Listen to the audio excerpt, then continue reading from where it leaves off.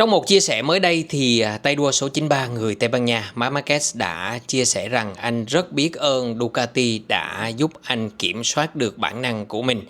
Như anh em theo dõi MotoGP cũng đã biết, Marc Marquez là một tay đua vừa có tài năng thiên bẩm và bên cạnh đó là anh có một bản năng tấn công. Tấn công ở đây có nghĩa là nếu có cơ hội dù là nhỏ nhất thì Marc Marquez cũng sẽ lao vào đó. Và chính bản năng cộng với tài năng thiên bẩm này đã mang lại rất nhiều thành công cho Marc Marquez trong những năm 2013 cho đến 2019, trước khi mà cũng chính bản năng và tài năng này đã khiến anh phải nghỉ thi đấu vì chấn thương trong suốt 4 năm.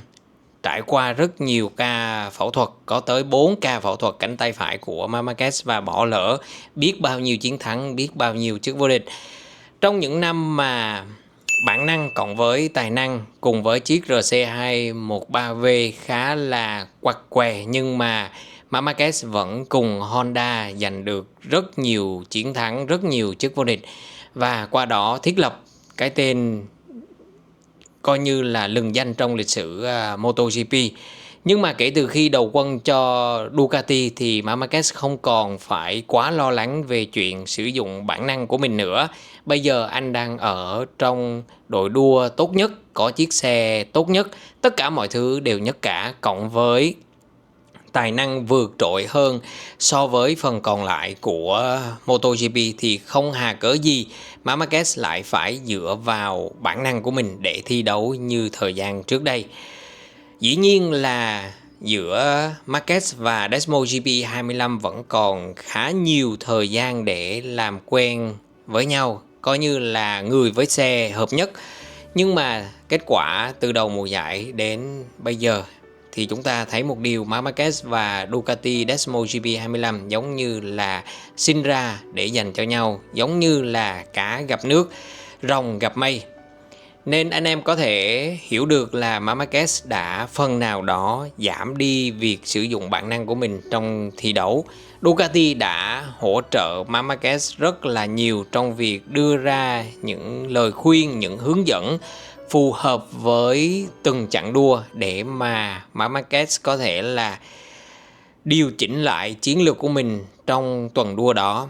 Lấy một ví dụ chẳng hạn như là ở những sân đua mà Marc Marquez không có thế mạnh trước đây như là Qatar, Mugello hay là Assen, thì nếu như Marc Marquez của những năm 2010 thì anh sẽ tấn công bằng mọi giá.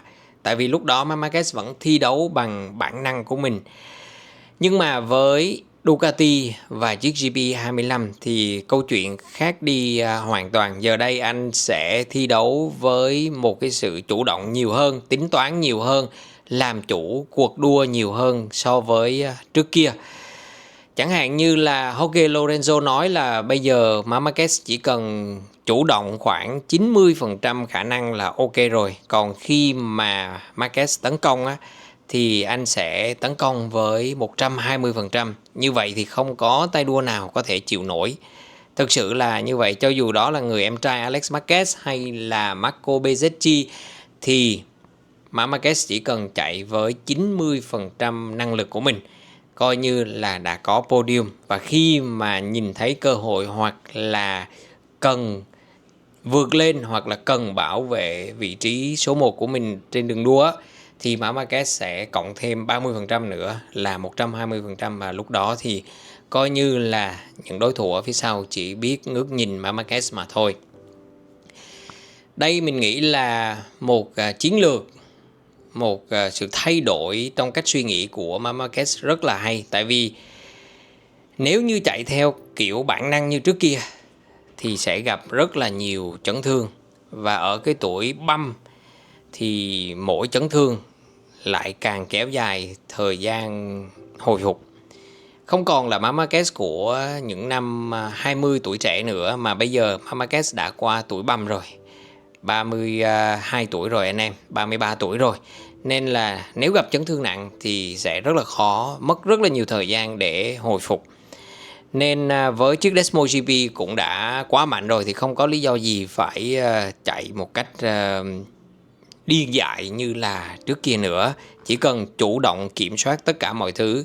Cho dù có những tuần đua trên những cái sân đua mà không có phù hợp lắm với cách chạy của mình thì Marc Marquez vẫn có cách, dưới sự hỗ trợ của đội ngũ chuyên gia giàu kinh nghiệm, giàu tài năng của Ducati, thì tay đua số 93 giống như là mọi thứ đều được sắp đặt sẵn để mà giành chiến thắng hay là giành được số điểm tối đa.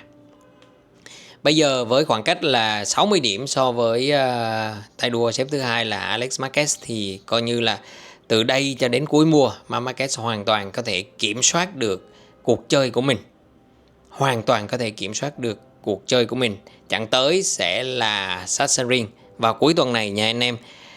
Khi mà đến Sachsenring thì Marquez sẽ tấn công. Những chặng đua vừa qua ở Hà Lan, ở Italy thì Marquez thi đấu trong tư thế là phòng thủ. Nhưng mà tới Sachsenring thì chắc chắn Marquez đã đặt ra mục tiêu là giành trọn 37 điểm, và từ đó coi như là kê cao gối ngủ ngon trước khi mà MotoGP bước vào kỳ nghỉ hè. Nói như thế không có nghĩa là Marquez chủ quan, nhưng mà hiện tại thì anh đang tìm cách để giành càng nhiều số điểm càng tốt, càng nhiều chiến thắng càng tốt, để mà khi mà MotoGP bước vào nửa cuối của mùa giải á, thì thực sự lúc đó có rất là nhiều biến tố, rất là nhiều nhân số, yếu tố khác nhau để mà ảnh hưởng đến kết quả chung. Các tay đua khác ai biết đâu đó qua kỳ nghỉ hè họ lại mạnh mẽ hơn, họ lại thi đấu ổn định hơn, hoặc là họ tìm ra một cái giải pháp nào đó cho chính bản thân mình, hoặc là đâu ai biết được. Nửa đầu mùa giải năm nay Marquez gặp khá là nhiều may mắn, nhưng mà đến nửa mùa giải thì nửa mùa giải còn lại á, thì Marquez lại không có được cái may mắn đó nữa, không ai biết được, chữ ngờ. Nên là bây giờ Marquez sẽ phải tính toán từng chặng và mọi thứ sẽ ăn khớp với nhau khi mà mùa giải trôi về những vòng đua cuối cùng. Anh em có đồng ý như vậy hay không? Thì hãy để vào trong phần bình luận của video này nha. Kiểu như là mình không cần quan tâm đến kết quả cuối cùng là gì. Mình cứ liệu cơm gắp mắm mỗi chặng đua dưới sự lãnh đạo của đội ngũ lãnh đạo Ducati, cũng như là chiếc xe quá mạnh rồi và tài năng thì không phải chứng minh thêm bất cứ một điều gì nữa. Dĩ nhiên Marquez hoàn toàn ở cửa trên so với những tay đua khác. Và như đầu mùa giải này mình nói thì chức vô địch mùa giải năm nay khó vượt qua được đôi bàn tay đã cầm rất là nhiều cúp rồi của Marquez. Vấn đề chỉ là đến lúc nào Marquez sẽ được nâng cúp mà thôi, chứ không phải là câu hỏi Marquez có vô địch năm nay hay không. Câu hỏi là sớm hay muộn, các đối thủ có buông súng sớm hay là cố gắng chiến đấu đến phút giây cuối cùng, thì chúng ta hãy chờ xem. Nhưng mà vào thời điểm hiện tại thì Marquez rất biết ơn Ducati đã cho anh kiểm soát được cái phần bản năng của mình khi mà thi đấu, giúp anh thi đấu chững chạc hơn, ổn định hơn và tránh được những chấn thương có thể xảy ra nếu như thi đấu với cách chạy như trước kia. Ý kiến của anh em như thế nào thì hãy để vào trong phần bình luận của video này nha.